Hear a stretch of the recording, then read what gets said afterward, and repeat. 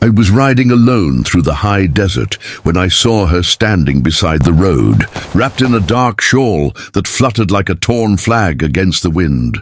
The land was empty for miles, and anyone who knew these trails understood that a lone figure out here rarely meant something good. I slowed my horse anyway. She did not wave or call out. She simply watched me with eyes that had already seen too much. She was Apache.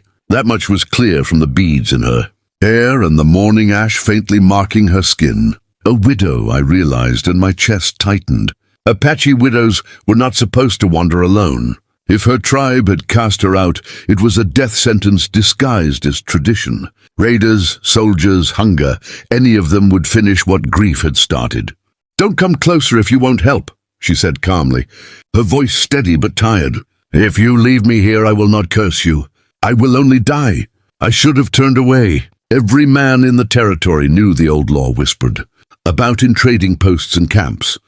Give protection to an Apache widow, and you take her fate onto your own shoulders. Shelter, food, a ride, any of it was enough to bind a man by tribal law. I told myself those rules didn't apply to me. I was a cowboy, not a tribesman. The sun was already sinking, bleeding red across the horizon. I imagined wolves in the dark, or worse, men. I reached down and offered my hand. She mounted without hesitation, light as if she'd already let go of fear. As we rode, she told me her name was Nalina. Her husband had died in a skirmish near the river, and until her mourning year ended, she was forbidden from returning to the tribe. Walking meant death. Waiting meant the same. Riding with me was her only chance. "You should know," she said quietly, almost kindly, "that by our law, a man who carries a widow through the night becomes her protector, and a protector becomes her husband." I laughed once, uneasy, and said laws like that didn't scare me. She didn't argue.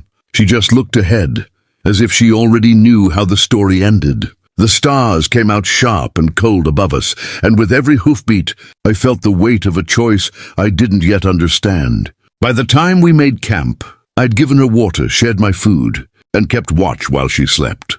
I had saved her life, and without knowing it, I had just given away my own. Morning came hard and sudden, the kind of dawn that leaves no room for doubt. I woke to the sound of stone shifting and leather brushing against leather. When I opened my eyes, rifles and bows were already trained on me.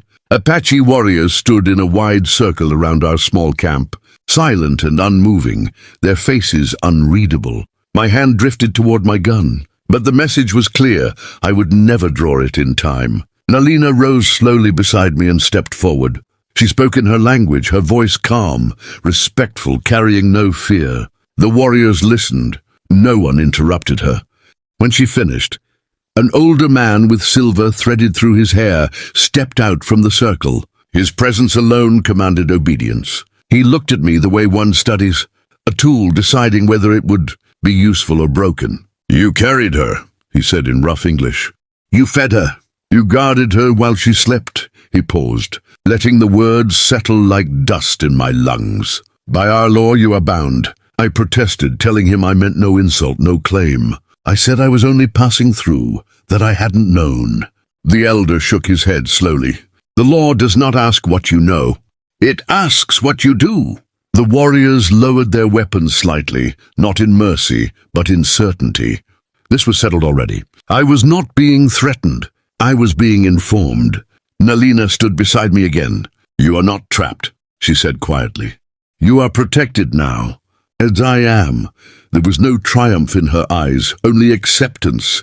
This was not a trap she had set, but a path she had been forced to walk. They took us back to the village, moving like shadows through the rocks. Children stared. Women watched from behind hides and fires. No celebration marked our arrival.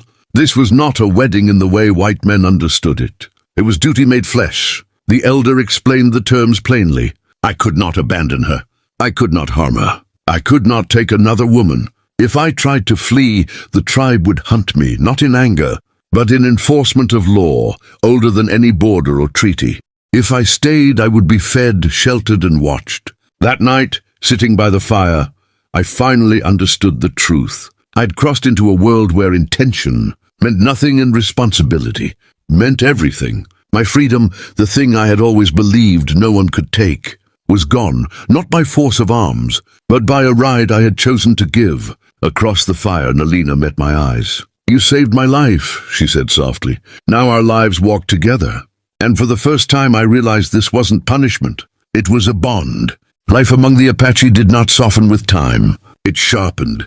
Each day tested whether I belonged or would break. I was given no special place, no easy path. I hauled water, gathered wood, learned when to speak, and when silence mattered more than words. The warriors watched me closely, not with hatred, but with the cold patience of men, waiting for truth to reveal itself. Nalina became my bridge into their world. She showed me how to read tracks in stone where I once saw nothing, how to move with the wind instead of against it. She corrected me without scolding and praised me without pride. At night, when the campfires dimmed, we spoke quietly about loss. Her husband had been brave, respected, and gentle. Mine had been a brother and a father, buried far from this land. Grief, I learned, sounded the same in every language. The turning point came when riders attacked just before dawn. They were not soldiers, but outlaws, men who believed the desert belonged to whoever was cruel enough to claim it. Shots rang out, chaos broke the calm, and for a heartbeat I hesitated, torn between instinct and fear. Then I saw Nalina pull a child behind her, and I moved without thinking. I fought beside the Apache, not as a visitor, but as a man defending his people.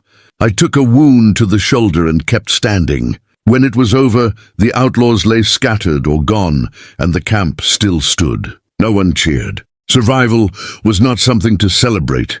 It was something to respect. After that, the way they looked at me changed. The elder spoke my name for the first time.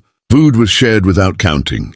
I was no longer watched constantly because trust had replaced suspicion. One evening, as the sun sank low, the elder sat beside me. "A man bound by law may earn release," he said. "You have done so. At sunrise you may go." The words should have felt like rescue. Instead, they struck me hollow. I looked at Nalina across the fire.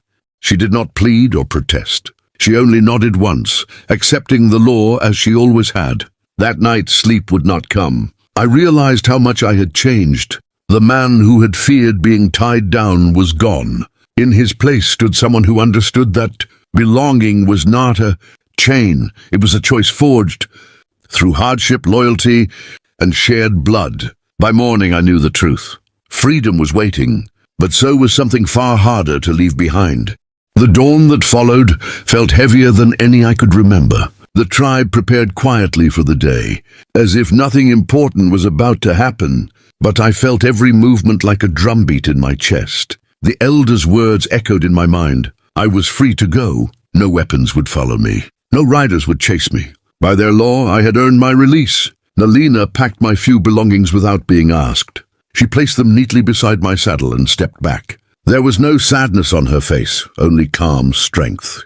"You are not bound anymore," she said. "What happens next must come from your heart, not our law." That was the moment I understood the depth of her honor. She would not hold me with tradition or fear. She would rather stand alone again than keep a man who stayed out of obligation. In the world I came from, freedom meant walking away without looking back. Here it meant choosing whether to remain. I walked to the edge of the camp and looked out across the desert. That land had once promised me everything: money, adventure, distance from the past. Now it looked empty. The firelight behind me, the quiet voices, the people who had bled beside me, felt real in a way the open trail no longer did. When I turned back, the elder was watching. He said nothing.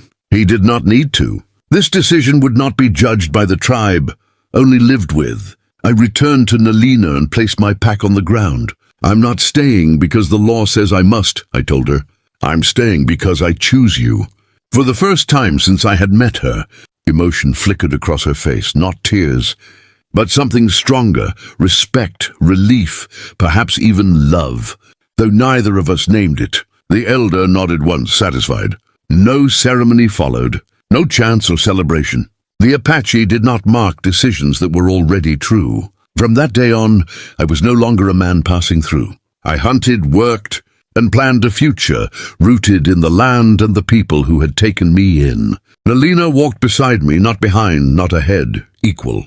I had given a ride to a widow, thinking it was a simple act of mercy. Instead, I found a life I never knew I was searching for. Not because I was forced to stay, but because staying became the bravest choice I ever made. And in that choice, forever finally made sense.